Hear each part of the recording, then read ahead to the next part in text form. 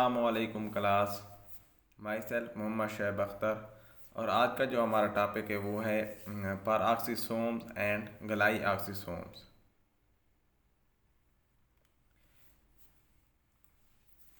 तो सबसे पहले डिस्कस करते हैं कि परऑक्सीसोम क्या है। और हमने पीछे भी जितने भी ऑर्गेनेल्स को डिस्कस किया तो सबसे पहले इस रीज़न को देखा गया कि इनको ये नाम क्यों दिया गया या किस बेस पे दिया गया।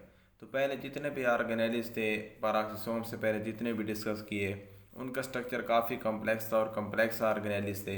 लेकिन उनके बरक्स ये जो परऑक्सीसोम एक सिंपल स्ट्रक्चर है और एक सिंपल ऑर्गेनेल है। तो सबसे पहले देख लेते हैं कि इसको नाम क्यों दिया गया। एटिमोलॉजी कहते हैं कि इसको नाम देने की जो वजह है, name was applied because this organelle is specially involve in decomposition and formation of hydrogen peroxide. तो एटमोलॉजी एक ऐसे इसे कहते हैं कि एक ऑर्गेनेल को नाम क्यों दिया गया। तो वो वजह जिस वजह से एक ऑर्गेनेल को नाम दिया गया एटमोलॉजी कहते हैं। तो इसे नाम क्यों दिया गया क्योंकि ये डिकम्पोजिशन और फॉर्मेशन करता है किसकी, हाइड्रोजन पेरोक्साइड की। सोम का मतलब है बॉडी और पारॉक्सी का मतलब है कि पारॉक्साइड। तो पारॉक्साइड इसमें हाइड्रोजन है H2O2 हाइड्रोजन पारॉक्साइड, जिसकी इसने डिकम्पोजिशन भी करवानी है और फॉर्मेशन भी करवानी है। डिस्कवरी की बात करें तो इसे डी डॉव ने 1965 में और उसके को वर्कर्स थे जिन्होंने आइसोलेट किया था। सबसे पहले ये एक ऐसा सेपरेट ऑर्गेनेल नहीं समझा जाता था, फिर उन्होंने इसके पार्टिकल्स की बेस पे एक सेपरेट ऑर्गेनेली इसको डिस्कवर किया। तो इससे जो पार्टिकल्स थे इसको किससे अलहदा किया गया, लीवर एक हमारे पास टिश्यू है उसमें इसको पार्टिकल्स को अलहदा किया गया। उसमें ये क्यों मौजूद होता था, क्योंकि इसमें H2O की डिकम्पोजिशन होनी होती थी और उसमें काफ़ी सारे एंजाइम ऐसे थे जिन्होंने डिकम्पोजिशन करनी होती थी। क्योंकि उसमें बेसिकली काफ़ी सारे रिएक्शन ऐसे हो रहे थे जिनमें कैटाबॉलिज्म हो रही होती है। और इसका मतलब यही है कि इसने वहाँ पे रोल प्ले करना है। तो ये इसका कहाँ पे मौजूद होता है, लिवर में। और बाकी जो टिश्यूज़ जहाँ पे कैटाबॉलिज्म हो रही होती है वहाँ पे इसकी मिकदार बहुत ज़्यादा पाई जाती है।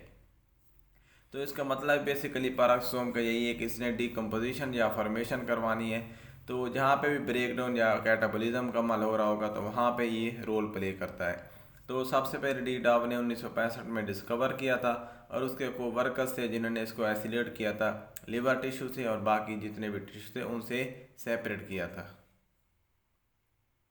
इनरिच विद इंजाइम, ये एक ऐसा ऑर्गेनेली है जिसके अंदर बहुत ज़्यादा इंजाइम पाए जाते हैं। पैराक्सोम के अंदर अपना आलमोस्ट 50 एंजाइम मौजूद होते हैं। और ये इन्हीं एंजाइम से मतलब आगे ब्रेक डाउन और डिकम्पोजिशन में रोल प्ले करना होता है।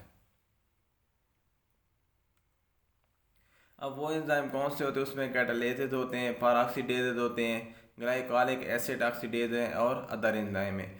कैटालेज और पैरॉक्सीडेज जो हमारे पास दो एंजाइम है, इनका जो मेन काम होता है वो H2 की डिकम्पोजिशन करवानी होती है।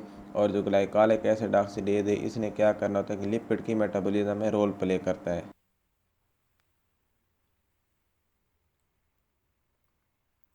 स्ट्रक्चर की बात करें तो ये सिंगल मेम्ब्रेन बाउंडेड ऑर्गेनेली है, डबल मेम्ब्रेन बाउंडेड ऑर्गेनेली नहीं है। और इसका जो साइज़ है वो 0.5 माइक्रोमीटर इन डायमीटर होता है। इसका मतलब है कि ये जो बॉडी से हम माइक्रो बॉडी भी कहते हैं क्योंकि इसका साइज़ बहुत ज़्यादा स्मॉल होता है। तो इसका ये सिंगल मेम्ब्रेन बाउंडेड है। इसमें जो बाहर की मेम्ब्रेन होती है वो सिंगल होती है और इसका साइज़ 0.5 माइक्रोमीटर डायमीटर होता है।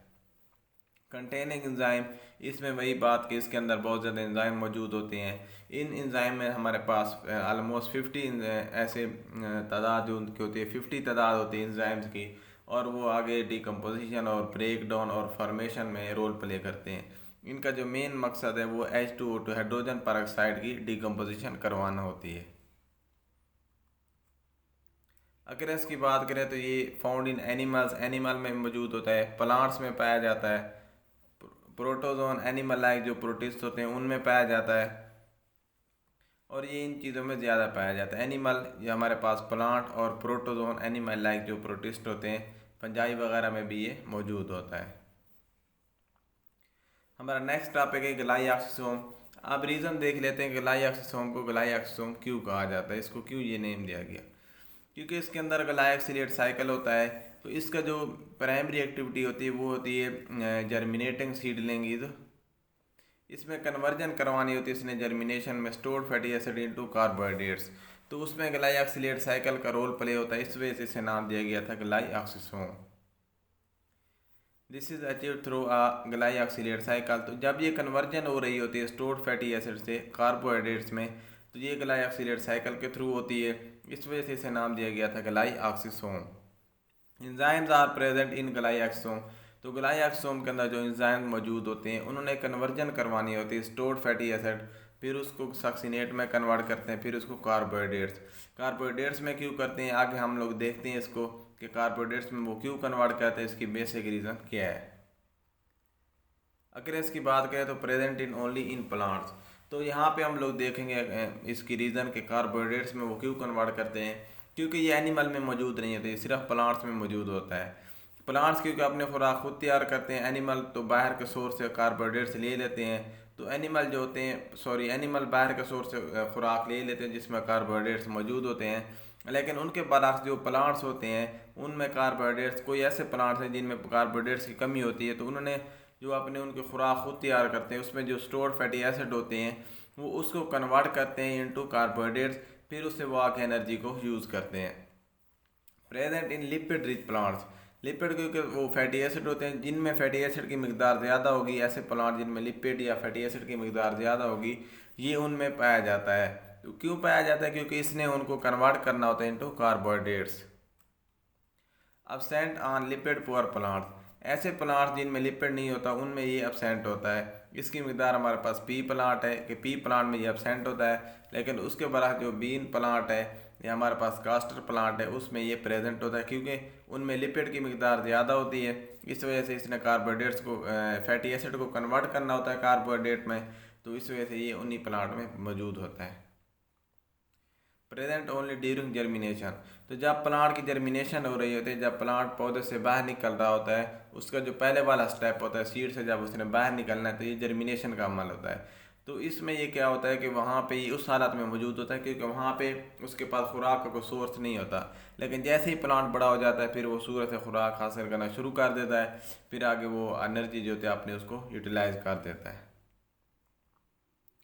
फंक्शन की बात करें, the most abundant in plant seedling which rely upon stored fatty acid. तो इसका जो बेसिक फंक्शन भी यही है कि ये वहाँ पे होता है जहाँ पे फैटी एसिड की मिकदार ज़्यादा होगी, फिर स्टोर्ड फैटी एसिड को कन्वर्ट करेगा इनटू कार्बोहाइड्रेट्स, फिर आगे एनर्जी को यूज़ करके ये प्लांट में उसकी ग्रोथ करवाएगा। For energy protection and development, क्योंकि हमने पहले भी डिस्कस किया कि जर्मिनेशन के प्रोसेस के दौरान ये मौजूद होता है, तो जब प्लांट की डेवलपमेंट हो रही होती है तो वहाँ पे इसका बहुत ज़्यादा रोल प्ले होता है और उसको ये प्रोटेक्ट भी करता है किसी हार्मफुल इफ़ेक्ट से। थैंक्स टू ऑल, अल्लाह हाफिज़।